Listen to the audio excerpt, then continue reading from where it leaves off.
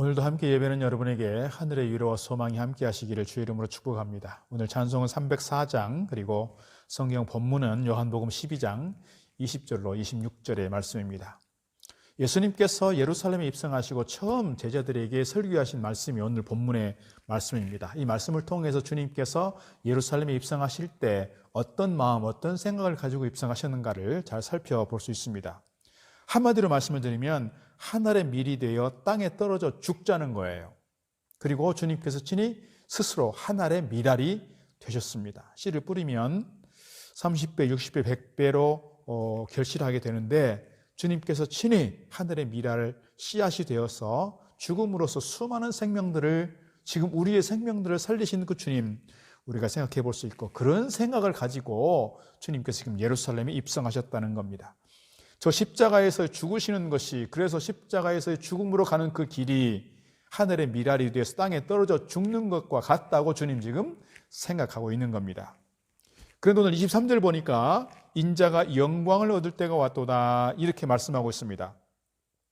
저 십자가에서 달려 참혹한 죽음을 맞을 때가 온 것을 아신 주님께서, 아니 저주와 수치와 조롱의 그 십자가 안에서 사람들은 정말 저주스럽고 수치스럽고 조롱이 되는 것을 생각하고 있는 그때 주님께서는 그것을 보면서 십자가 안에서 영광을 얻을 때가 왔다 말씀하고 있는 겁니다. 이유가 뭘까요? 무엇 때문에 주님께서 그렇게 말씀하실까요?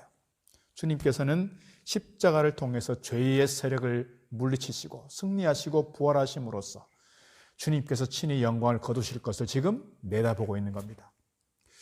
지금 가시는 길이 수치의 길이고 작은 자의 길이고 낮은 자의 길이고 섬김의 길이고, 어떻게 보면 사람들이 조롱하는 그 길일지라도 결과는 뭐예요?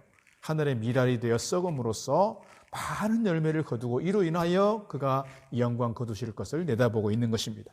오늘 우리도 십자가에서 영광을 볼 수 있기를 바라겠습니다. 남들이 볼 때는 수치스러운 것일 수 있고, 남들이 볼 때는 피하는 길일 수 있고, 남들이 볼 때는 꺼리는 일일지라도 우리가 그 안에서 영광을 볼 수 있기를 바라고, 그 안에서 새로운 길을 찾아가는 저와 여러분 되기를 축복합니다.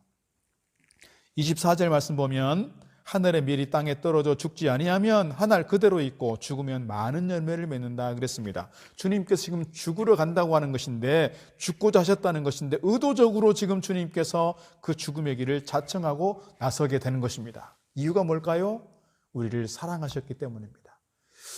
우리를 이토록 사랑하셔서 친히 성육신하셨고 지금 죽음의 길을 가고 있는 겁니다. 그래서 주님 때문에, 주님의 죽으심으로 인해서, 주님의 썩어짐으로 인해서 오늘 우리가 이렇게 생명을 얻게 되었다, 이렇게 말씀드릴 수가 있습니다. 그 주님께서 오늘 우리를 향하여 말씀하고 있습니다. 죽으면 많은 열매를 맺는다. 오늘 우리를 향해서 하늘의 밀알로 살아갈 것을 말씀하고 있습니다. 초대교회 역사들을 보면 한국의 근대사에서 많은 일들이 있습니다. 1866년 제너럴 셔먼호라고 하는 미국 상선이 대동강에 들어가서 교섭이 잘못되는 바람에 순교를 당하게 됩니다. 토마스 선교사님이 순교를 당합니다. 원래는 중국 선교사였는데 그곳에서 아내를 잃고 또 아이까지 잃으면서 중국 선교에 대한 비전이 사라지고 조선 땅에 대한 선교적 비전을 품고 이 땅에 오게 된 것입니다. 그곳에서 그가 성경을 안고 이렇게 왔는데 그만 순교를 당하게 되는 겁니다. 순교 당하기 전에 성경을 뿌리게 되었고, 자기를 참수했던 그 사람이 이 성경을 읽고 그가 회심하게 되었고 초대교회의 지도자가 되었습니다. 그가 던진 성경을 통해서 많은 사람들이 주님을 알게 되었고, 그가 뿌린 순교의 피가 평양에 교회가 세워지는 그런 밑거름이 되었다는 것입니다. 이 사건 이후로 미국은 전함을 보내서 사건을 조사하게 됩니다. 이 사건이 빌미가 되어서 1882년 조선과 미국이 협정하는 통상조약을 맺는 일들이 생기게 됩니다. 이 조약을 근거로 해서 미국 사람들이 조선 땅에 오게 되었고, 그래서 1884년 알렌 의료 선교사가 처음으로 오게 되었습니다. 그리고 그 뒤를 이어서 아펜셀러와 언더우드 선교사님이 이 땅 가운데 최초의 선교사로서 공식적으로 파송이 되는 걸 볼 수 있습니다. 많은 선교사님들이 많은 순교의 피가 있었기 때문에, 저들의 헌신과 저들의 섬김이 있었기 때문에 오늘 우리가 이렇게 좋은 열매들로서 하나님을 찬양하고 예배할 수 있게 된 것입니다. 며칠 전 대구에서 한 의사분이 이렇게 돌아가셨습니다. 그분이 많은 코로나 환자들을 진료했습니다. 당신도 코로나에 이렇게 전염이 되었습니다. 그렇게 가셨습니다. 안타깝게도. 대구에 폭발적으로 코로나가 확산될 때 절대적인 수가 모자랐습니다. 이 코로나 환자들을 진료할 만한 의료진들이 너무너무 모자랐습니다. 그래서 대구의사협회에서는 이렇게 호소했습니다. 와서 좀 도와달라. 전국에서 수백 명의 사람들이, 의료진들이 그곳으로 몰려갔습니다. 자기 병원 문을 닫고 그곳으로 가서 봉사했습니다. 많은 영웅들이 있지만 이분들이야말로 정말 하나의 미랄로서 많은 사람들에게 칭찬받아 마땅하다, 그런 생각을 갖습니다. 자기도 전염될 수 있다고 하는 그런 위험에도 불구하고, 그런 위기의식을 안고서도 사람을 살리겠다고 하는 저들의 섬김과 헌신이 우리에게 칭찬 제목이 될 것입니다.